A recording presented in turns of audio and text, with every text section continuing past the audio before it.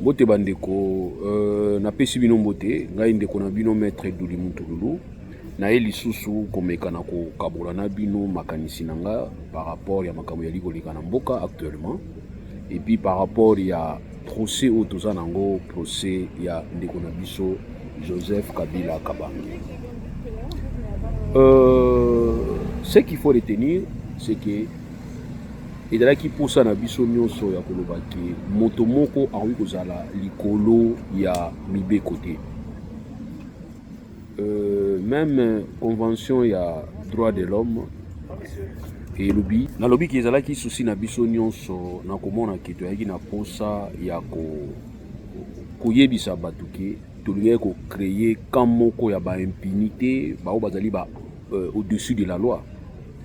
C'est ainsi au monde tozalaki bato tokanisaki ke ezalaki très important na ko longolaka mibeko oyo esalaki ke président ya mboka bayeba na kosambisa ye fo baprocédure ebele milai ntango toyebi ke awa na niveau ya France président monene ya mboka oyo Sarkozy azalaki liboso ya bajuge naturel na ye kosambaka ya attention na makambo esalamaki mingi na France te na oyo esalamaki na Libye. Donc bazoke poursuivre Sarkozy pour makambo esalamaki na Libye na mbongo oyo supposé ke bapesaki ye epai ya Kadhafi yango bazali kola. Comme justice française, l'État français, d'une manière générale, bazaka makasi na ba principe de bengi ya honorabilité, ya moralité, bayebi na ko poursuivre président na bango na makambo esalamaki libanda ya France, bazali ko poursuivre. Alors biso pe loi oyo ezalaki loi kokanisaka ke chef de l'État ko funda il faut ba gymnastique, makambo ebele en tout cas to sepelaki na ngote. To ali banda kala ko bango depuis 2018. Tant ba élaborer qui doit promulguer qui doit oyo portant c'est-à-dire à chef de l'État kala tolobaki. Sauf que tokanisa ki loko la Félix Tshisekedi a yé comme tolobaka ngo ensemble na bango contre Kabila, ce qui a yé en tout cas 2 jours 3 jours et loko Donald Trump asala ke makamnyo so oyo Joe Biden asala ki ya sepela ki nangote malamo kwa to signer ba décret azali ko effacer ngo. Vous allez vous rendre compte que États-Unis banda kala un grand pourvoyeur. Il y a des organisations internationales belées comme UNESCO, OMS, OMC. Ils se décident à se retirer parce qu'ils estiment que Azo fouta trop, États-Unis Azo fouta trop. Et puis voilà, Aboinaye, Nakota, Isaïde, Azo Longwanaye. Donc tout ça, ils allaient kolobaki. Président Yassika, Soka Monique Makambo, président Kalasala qui a séparé qui n'a ngoté, a sa position. Donald Trump quand na mona la place na mona ke azaka même muta ba décision ya ba discours non so pesa ki na campagne ay azo salela ngo. Donc Félix Tshisekedi tant to lobaki ke loi oyo pourtant statut à chef de l'État toujours c'est pris na ngote biso to baki on en 2018 to zadaki sûr que ndenge yo komi na présidence o koyeba na ko longola loi wana mais fort malheureusement o longoli ngote mais tu as quand même fait un contour auto benga raccordement frauduleux pour na koyeba ko tia Kabila liboso à juge. Biso le autoboité, tout le monde yango ça va quand même à répondre. Tu dois répondre. Yango monde tous les bateaux dali ko continuer ko senga ko loba. Mais attends, jour ni audience yango salama. Jour ni procès yango salama. Les lots procès yango dali ko salama, vous allez ko landa yango oyo auditeur militaire azali ko présenter ba fait. Mais biso qu'est-ce qui nous intéresse aujourd'hui? Il y a un autre aspect qui va nous intéresser. Tellement gouvernement ya RDC, régime ya Félix Tshisekedi, bazali ko sala ba tâtonnage. Ba essayere meka mungu atika cha mungu eleki ebongi bakisa mai donc azolamba ameki mungu mungu ekokite abaisi mungu tanga baisi mungu alekisi mungu atie mai elo bozusala ngwa biloko ne ekobonga mukoloni sauce nous aussi la saveur sauce aussi la saveur tu sais bino ki bozala précédé bazo piéger bino piège au RDC comme na ngolelo opposition eza pété tu sais bino oui certes opposition eko za la pété mais loko moko ezani bazali ko piéger bino na biloko miki oyo boza stratégie te balaka a malin de nous a malin de nous tant bazo benda bino na ko sololaka pona ko luka kimia il faut boyeba kimia ba luka ngona nani ça c'est très important bo luka kimia wana na nani pona ko luka kimia na nani il faut boyeba bo bunda na nani. Et je parie que la RDC exactement toujours batté toujours bundana na nani nani ndaza kubundisa biso toujours yebate biso toujours yebaki muta bundisa biso aza Maintenant pona ko kota na kati ya dimension ya mutu azobundisa biso po to répondre mutu wana ezali kosenga mingi moi à mon avis ezali kosenga toluka tout possible to mekana. Merci monsieur. Merci. Pas de monnaie. Oui. Problème de monnaie là-bas. Oui. Je vais essayer de trouver. Ok. Merci beaucoup. Merci. Allez, merci hein. Voilà. Donc, pour na tout possible, na koluka koyeba nani ozo bundisa biso na tine ete to mekana ko résoudre a malin demi. Bitumba oyo yebi for mutu bozo bunda na yete za difficile au gagner. Ya mona ba traîner musu basala ndeni. Il faut visualiser match ya adversaire na yi. Pour yeba point fort na bango point faible na bango. Mais tozali koyeba te jusque là. Nana bundisa RDC. Toyebisa bino kala na ba vidéo na nga ya kala so boteli ba vidéo na nga ko lebaki la RDC eza na statut moko très particulier. Statut wana permetaka RDC ayeba kozala mayele. Pourquoi? C'est parmi ba statut o biso tozali ko senga toyeba ko revisiter. Na tine te totuna nani wa signé accord que RDC faut ezala ya batu nyonso. Total na 1885, total na 1909 entre 1908 et 1909 na katikati wana total accord de Saint-Germain aye na sina lobela ngo déjà awa. Donc c'est qu'il y a eu des accords autour de la RDC oyo biso tozala qui impliqué. Et je parie qu'aujourd'hui bazali komema biso na kati ya réalisation d'accords on a sans le savoir. Tant toujours cotation na accord wana c'est comme si nous on ne se décide pas. C'est comme si biso bazali ko forcer biso to kota na eloko moko auto ana facilité à maîtriser. Comme nous avons été trop jours naïfs. Si hier nous étions absents, aujourd'hui nous sommes naïfs. C'est toujours l'absence. L'obit aux qui est absent. Et aujourd'hui nous sommes naïfs. C'était aussi une absence. Tu es là, tu crois à tout. Quand tu es là, tu crois à tout aux absents. Parce que tu ne te décides pas. On va signer avec Paul Kagame. Et c'est ce qu'il va dire tout simplement que lui, il va seulement signer avec Paul Kagame. Tu as signé avec Paul Kagame. Quelles sont les retombées? Tant que tout va retomber, on va nous dire non, comme à signer avec Paul Kagame, il faut attendre à signer sous na ba rebelle. Or, tous vous savez que Félix Tshisekedi avait dit il y a signé na ba rebelle ni avant ni après. Maintenant vous allez nous dire que non, comme ça signé na Kagame, il y a bien signé na ba non. Biso to yebisa que non, ko kende ko signer na nuté na Kagame. Il y a kana na kati toujours ba solution de manière à ce que tu ba kozana position moko commune. Je vous ai démontré na Israël baza na problème, bazo bunda na Israël. Et je vous ai même dit, Benjamin Netanyahu qui poursuivi à niveau à Cour suprême là-bas. Mais Cour suprême a dit qu'au sursoir, audience, a dit que tant que Mok est en guerre, tant que Israël est en guerre, a coquille jamais pour connaître le dossier où il y a Benjamin Netanyahu, on a eu corruption, on a détournement. Pourquoi? Parce qu'il a stabiliser Israël. Or, Israël a besoin de stable pour permettre de faire face à la guerre. Je parle pas, je ne donne pas une position pour dire que je suis pour ou je suis contre. Non. J'ai seulement démontré que Nabaka Moussou se singaka Batuba Zonga.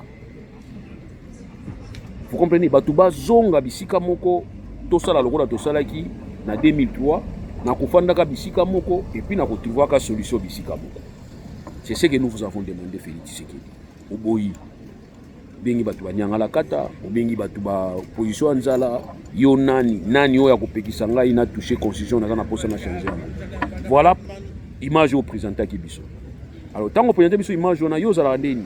Soki ozo sala likambo mutu makasi, o sala nengo lingelo. Tant moni ko zu échec, o mona ke ozongi place yo zalaki, mais o kolbani. Ole ko lobaki na zongi pona sala ki erreur obi non vision nanga. Donc c'est-à-dire okendaki na vision na yo, osali erreur na vision na yo, ozongi na vision na yo, obani ko luka ko sala eloko mususu na vision na yo, toujours na ba erreur. Ya on a biki c'est erreur. Lelo yo, vous avez signé avec les patins que tu as appelé les patins.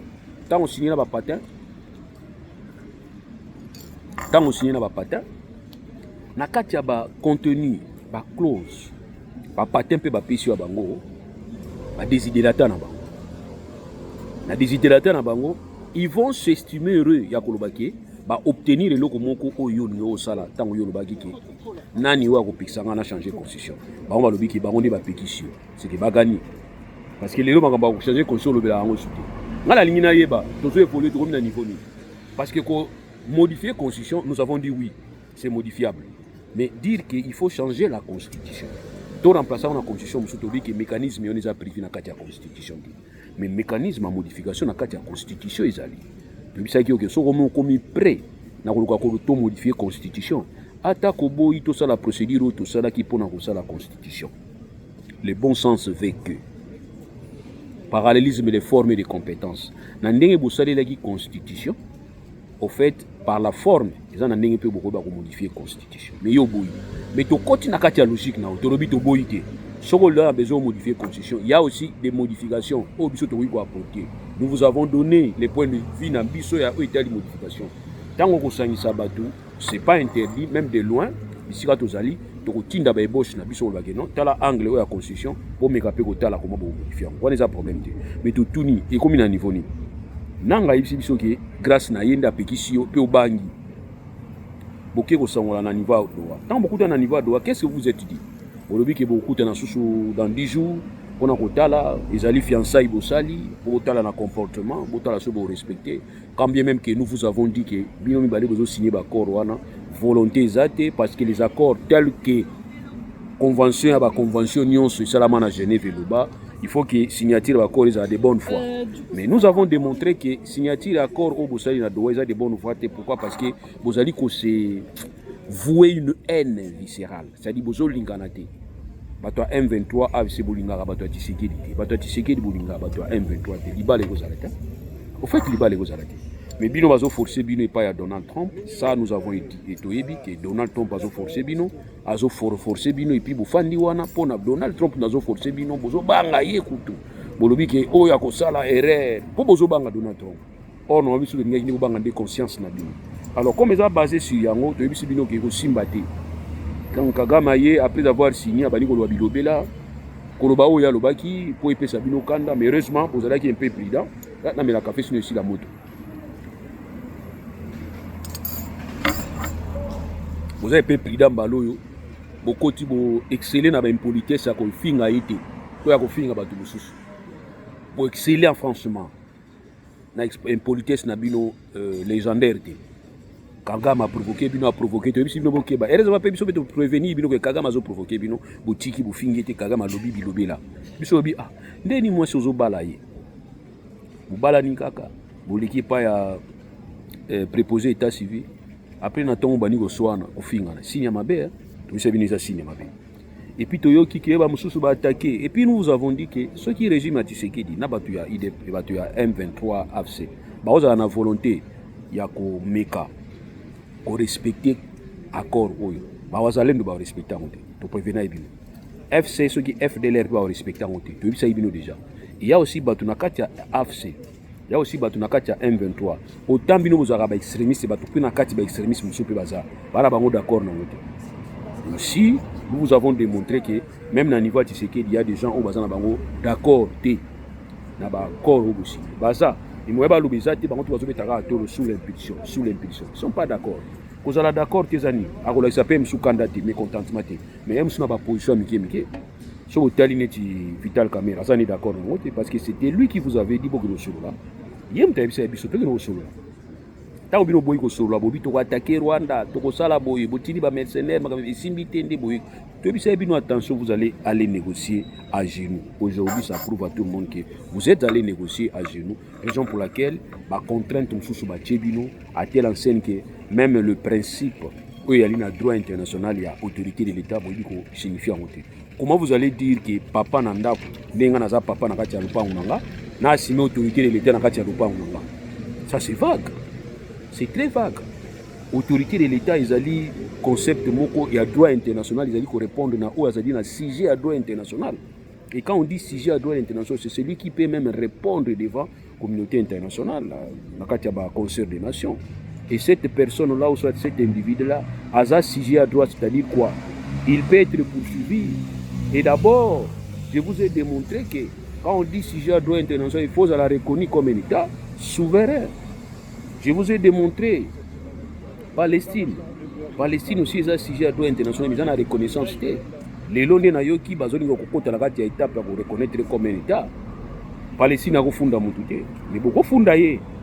Comme quoi? comme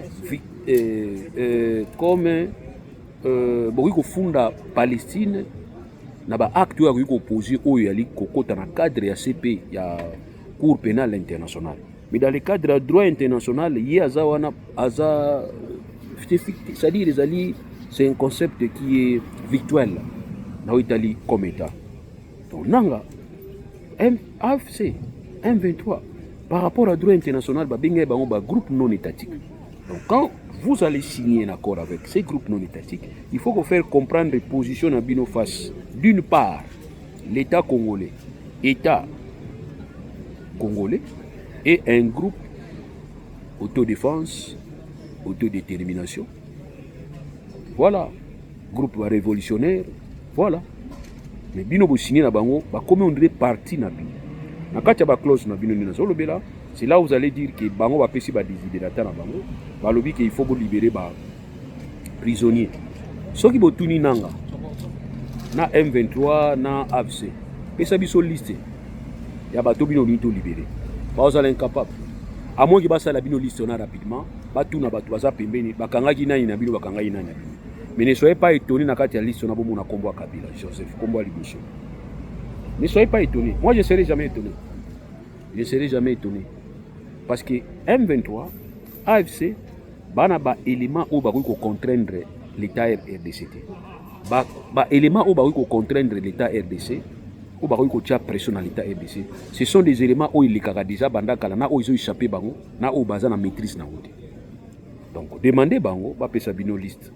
Ya bato na bango oyo bazali ko reconnaître que l'État congolais ndakangaki bango et bazala identifié comme tel parce que mutu nyonso azali poursuivi na compte à M23 aza na dossier wana pe ezali accessible na ba instance internationale ya droit de l'homme ba confirmer que oui mutu wana aza réellement poursuivi na bato nyonso wana bakoki kozala na bango. Mais vous allez remarquer que l'État congolais azokanga bato mosusu sur des bases ya ba soupçons oyo ezali non vérifiables.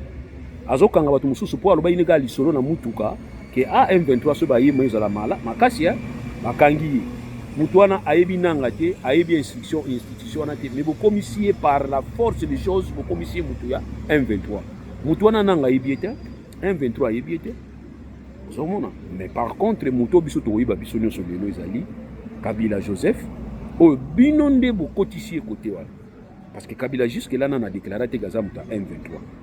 Mais tu sais qu'il y a le qui y a dans service. Il est l'homme le plus informé. Mais vous vous contredisez. Quand il dit que son salaire à lui, il ne connaît pas, il n'est pas informé. Ça dit quand quelqu'un vous dit qu'il n'a pas de salaire, c'est qu'il y a une information à salaire. Vous avez l'homme le plus informé comment.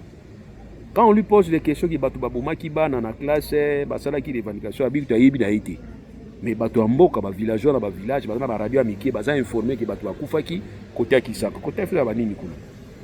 Vous voyez? Donc pour avoir vu tout simplement qu'il faut pas boper ça gaï titre moko boyo isa ya yité. Hein? Roi soleil. Non, boper ça titre traité parce que ça a mérité en côté. Donc moi je pense que vous boper ça ba beki et pas ya bato M23 ba la qui ça monde entier que Félix Tshisekedi na régime na ba respectable accord. Félix Tshisekedi tu te comportes comme Mobutu période ya accord au Mobutu asalaki na Brazzaville pour na ko extrader Moulele. Mobutu avait dit qu'il a protégé Moulele na cadre wana batini ka bakena ye 2 jours après abuma Moulele. Ndenge moko na Félix parce que nous n'avons plus confiance na yo.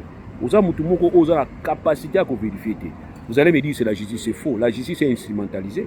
Bino ne vous dit la justice wana. Parce que qui ne sait pas que les loyaux tant que le dossier n'a ne continue à courte. Tant que le dossier a bonne instruction à niveau parquet, à niveau auditorat, à niveau de justice militaire, qui ne sait pas que le gouvernement, à travers le ministre de la Justice, ou soit pour les cas de justice civile, soit pour les cas de justice militaire, y compris dans le ministre de la Défense, on a droit à couper ces injonctions pour opportunité. Oui. Oui. Oui. Ce sont des dossiers qui peuvent bouger la stabilité. Il faut réfléchir avant de poser cet acte. Ah oui. Il ne faut pas dire que tu sais qu'il dit procès à Kamere Salamaka. Tu sais qu'il était informé. Nous lui avons dit que tu avais la facilité à Kobuma Moto. Le dossier nyonso ya ndeko na ye bafunda iki. Batanga kombo ndeko na yeki makambo ya nani ya nani Sheribe Okende. Pourquoi bazosenga ita fongola dossier azo fongola dossier? Parce que son nom, il y a frère Naïs a cité. Pourquoi bazosamisa Nicolas Kazali? Parce que Nicolas Kazali dispose des éléments où il faut mettre bango tout en difficulté. Pourquoi ba bloquer? Ba bloquer pour avoir la possibilité de bloquer. Quel est ce juge qui va s'opposer sur la bengi na présidence wa liaka wa fani? Soit papier on a tika ba dossier nyonso na ngotika otika ale bimato yo koloba. Oui. Donc tobité ebo sala yango. Tobi ke sala makarango. Pourquoi sala ma rapport na dossier mususu mais dossier o bomoni ke ko panza bino davantage bozo sala ngote. C'est qu'il y a manque de stratégie. Ngai so nazaki conseiller à celui nazo bisoni. Yoka féliciter na peso conseil. Na bisoni. Dossier à Kabila oko sala ngo leloté. Il fallait au salango avant qu'il vous signer l'accord na binoya doa na M23 na AFC. AFC a koyebisa yo ki bazo réclamer liberté na poursuite à Kabila. Ba koyebisa yo. Ils vont vous dire so moni ki AFC na lo makamba Kabila te, Kabila pe na lo makamba AFC te, c'est parce que ba putala Kabila bisika bo commettre ba erreur na bino. Tant bozo mi ba erreur ngoti na niveau na boki na ngoti na niveau na.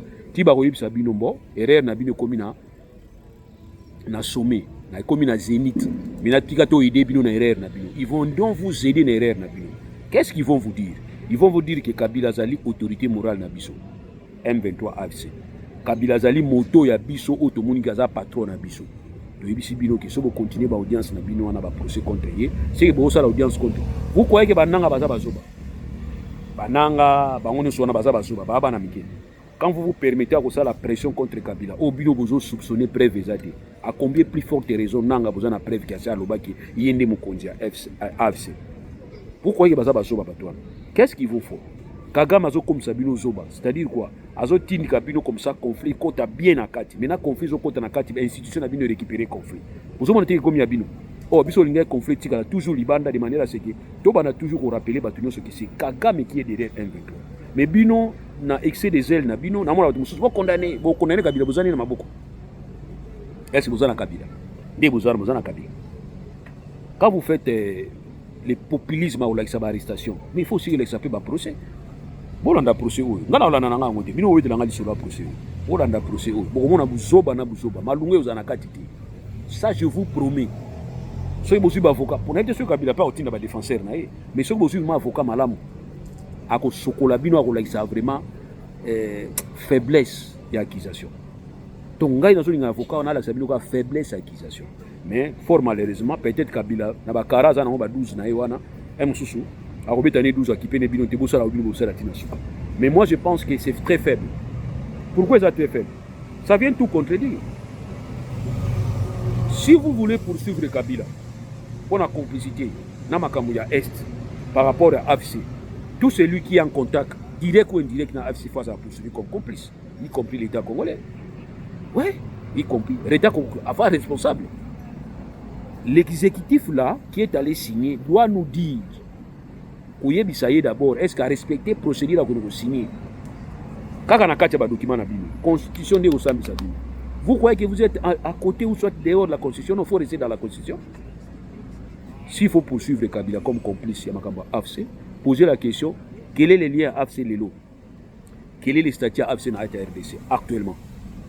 Après avoir signé l'acte avec AFC, vous lui donnez la possibilité à comme un partenaire de paix, Nabino. Ma clause n'est pas libéré. Il vous donne l'ordre de libérer. Ma prisonnier, nous sommes prisonniers AFC. Mais ne soyez pas étonnés, je viens de vous dire que parmi la liste, vous serez étonnés. Vous croyez que AFC a besoin de éléments makasi di banda, non? Ndé nazabo AFC va usabino ke tolingi batu ba ozonga na RDC. Tolingi pe lulu azonga. Menga na muta AFC te. Bato fo bazonga, ba exilé ou ba kimaki. Bo mona kombo na kati. Bo isanga na ko muta AFC te. Na ko muta AFC te. Na ko muta M23 te. Mais ba ko récupérer ngo c'est ça la bo benga récupération politique. Et puis nga peso ba récupérer ba tie komona na kati ba lingi lulu azonga na ko boya te. Ponga na za posa na zonga. Na ko boya te. C'est pas pour autant na ko muta AFC. Il faut tourner les arabes. Donc le simple fait de signer na bango, au PC bango autant. Oh, dans vos longola qui mbala moko immunité à Kabila, fallait pas attendre longtemps. Mais vous savez pressé. Pour bien en comparution immédiate. Pour l'église na fragrance. Mbala moko. Donc longoli na tongo na ngona poko na tongo elandi wana mbala moko procès les mêmes jours vous sanctionner. Comme ça vous tika na moi élément ya chantage. Mais maintenant, le gouvernement congolais, qu'est-ce qu'il fait? Il a créé un élément de chantage contre AMC. Mais c'est déjà trop tard. Avant, vous signez l'accord. Vous signez l'accord. lelo bosala évaluation na ndebo signaki accord après ti lelo mais afsa koyebisa bino nini retenez aujourd'hui vidéo nanga soki bokata parti bokata afsa koyebisa bino ki avant to continuer kosolola botika poursuite contre Kabila parce que na kati ya acte d'accusation na bino vous considérez M23 AFC comme un groupe terroriste parce que si vous considérez comme groupe terroriste ils ont justifié poursuite contre Kabila mais si vous avez dit que lelo na libanda ya acte d'accusation vous avez dit partenaire c'est fini. Kabila devient partenaire parce que ipto facto il est lié à M23 au bino vous avez un partenaire libanda.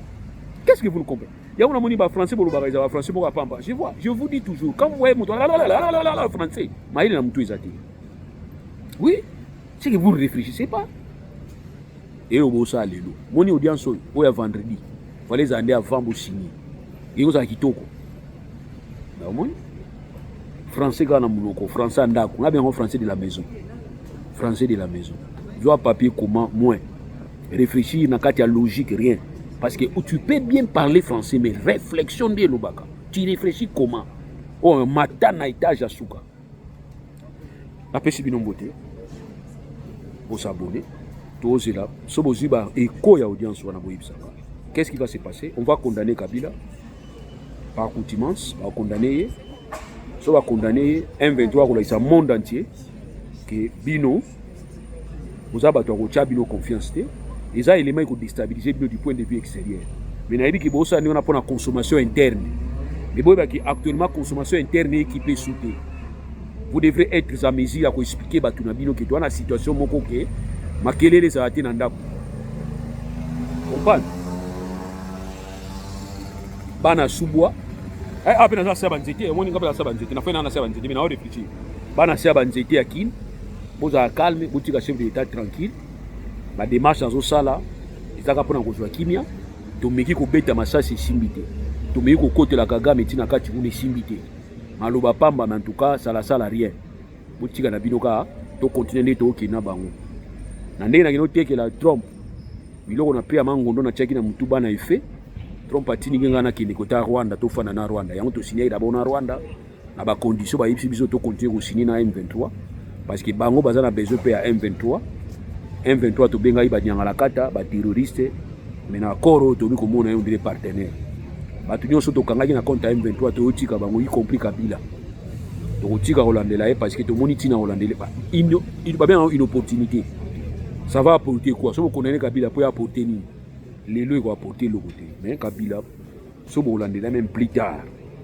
ou soit fallait bo Holandela avant mais bien Holandela après il y a des choses qu'on fait avant les faire après c'est une erreur il y a des choses qu'on fait après les faire avant c'est une erreur c'est-à-dire les choses il faut les faire à temps mais bien osali kambo attendre pour cela on a ndé na bino Félix Tshisekedi en tout cas il y a des difficultés makasi on a chose on t'a saut d'humain ngali so benga yaka kimi ekoti na Congo zonga na ba condition na zonga parce que oza muta ba saut d'humain on la wala mo changer mon esprit aux une décision de et puis dans tout ça Donald Trump tu as raison il faut le tout possible qu'il na Kagame bazo na ba corps wana maboko o ba signaki nyonso ba sangi en place moko ba paraffin yango après ba signer ba tonso ba mona o Kagame na Tshisekedi ba ventier ba on ba le ba scro vous sentir que ba tout le monde ba Dupont et Dupont na benga on ba Obélix na Astérix ya moké Astérix ya monene Obélix donc na mona bango bolim ça na comme na niveau parce que trop c'est trop to lobi lembi ya on to lobi que un certain moment faut to bana soko ko lobela bino po soit bino makasi pour comprendre nini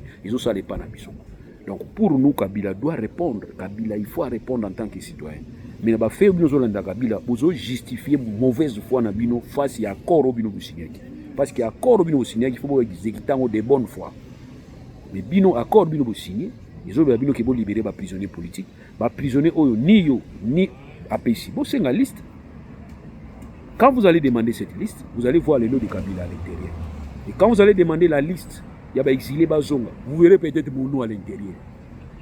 Mais na oyate, obino to tchebino pas si trop. Boa ba cache à regarder ba tranquille même 100 ans. Donc il faut bosalama otobenga hors état de nuire après météo. Parce que vous avez besoin de supporter. Autant Kagame a supporté, autant que vous avez supporté. Pour nous, donc pour ça, Kabila, c'est une erreur. Il fallait le faire bien avant. Mais quand vous le faites après avoir signé, ça sera un acte qui va prouver la mauvaise foi du régime, ya RDC, ya ko respecter Mibé côté, ya ko respecter l'engagement na été. Parce que pendant qu'on vous demande de libérer les prisonniers politiques, pendant qu'on vous demande de libérer tous les militants, les Congolais, membres ou non, les fils qui vous allez partager l'idée ya AFC na M23, vous kanga oyo bino mutu kanisa kaza muta M23 o yena na lobité o pena M23 déclaré que a membre na bango. Qu'est-ce que vous croyez? M23 pour na koyeba ko garder poids na ye du point de vue international akoloba ki voilà Kabila aujourd'hui est notre patron. Bakangi biso moyen de continuer ko soana gouvernement place exacte parce que bango ne bazana force. Fier au bozo sala wani za so mutu ana force. Botika lolendo ya piaka. Parce qu'il y a différence entre vantard et orgueil. Vantard et orgueil, différence c'est ça. Makanisi nanga. Un vantard, c'est celui qui a tout. Il vante de ce qu'il a. Mais un orgueilleux, c'est celui qui n'a rien, mais il se vante d'avoir tout. Un orgueilleux. Il y a un Bible qui est orgueil. Shit. Mais un vantard, on a Bible. Parce que tu peux être tout. Tu es classe, tu vas négliger. Tu es vanté. Tu es vantard. Na lupango na ngai ya nini ya na Paris na lupango na ngai na Genève va vérifier effectivement mutu na lobi aza lupango na Paris aza lupango na Paris va vérifier mutu ba aza lupango na Genève aza lupango na Genève celui-là c'est un vantard.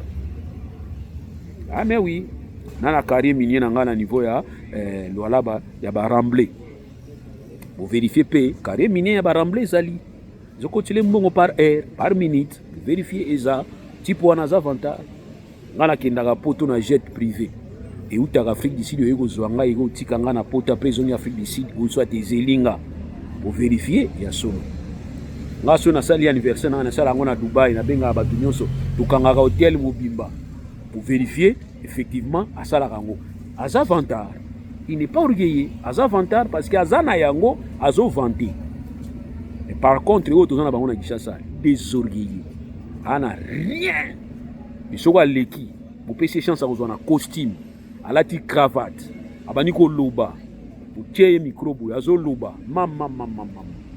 Ayo sabino ki nazana nda kuna paradis, Satan na simana biso kuna na sia fanda kanfer, za kota musika, biso ne kota paradis, to kangama pas on a paradis, il peut vous dire n'importe, celui-là c'est un orgueil. Ne mon gouvernement congolais. Vous avez rien. Mais to côté là ye, bo banga te biloko ezali do kango ezawa. Parce que dans la négociation, il y a des négociations. Quand on veut imposer des règles dans la négociation, tu vas comprendre que tu es fort. Mais quand tu subis, il faut libérer les prisonniers politiques. Et puis, il y a un procès. M23 va un procès. Si vous continuez dans le procès, vous avez un droit. Vous avez la chance que Donald Trump a côté il y a Vuluba. Et oui, ceux qui ont mais pour na yoka ipaité ba localité bazu ipaité bazu ba localité muso ya solo ceux qui a solo boyibisinga ke ya solo ceux qui a lukuta bisinga za lukuta le courage na bino nyonso bo s'abonner bolinga compte nanga bolinga ngo bo s'abonner bo aimer ba vidéo nanga bo panzango toza awa pour ko pesa makanisi na ko attaquer gouvernement muke na côté li bango muke na pesi bango possibilité so ba yoki gouvernement congolais bo senga liste ya bateau faut bo libérer. On a koyeba soki bango bazana bato obino bozana. Et puis na liste on a popesa ngona communauté internationale, popesa ngona ba organisation ya droits de l'homme. Ba ya ko vérifier bato wana. Et puis bosala ki ba cachots na bino clandestin wana. Ça aussi c'est un élément qui déstabilise bino. Vous avez des cachots clandestins. Botika aussi. C'est bango to ba place moko, ça liste exactement. Et en plus to yoka 120, 130 Congolais bakangi na niveau ya Rwanda. Oui, jija on a kati ba corna bino. Tala ba dossier faut solo ndé ngwana. Ba dossier faut solo la ngwana.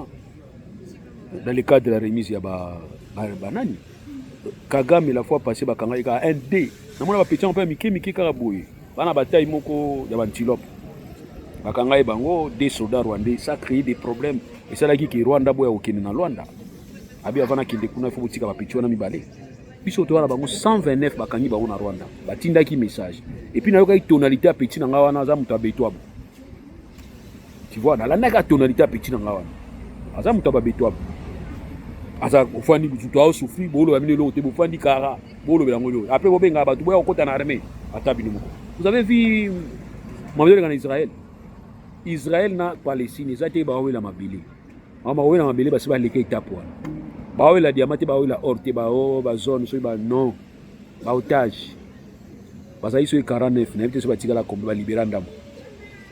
Benjamin Netanyahu alobi ke ata moko ata cadavre ya moko etikala kuna te.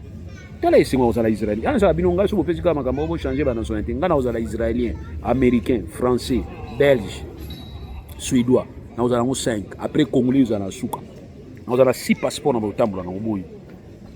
Tala kozala israélien.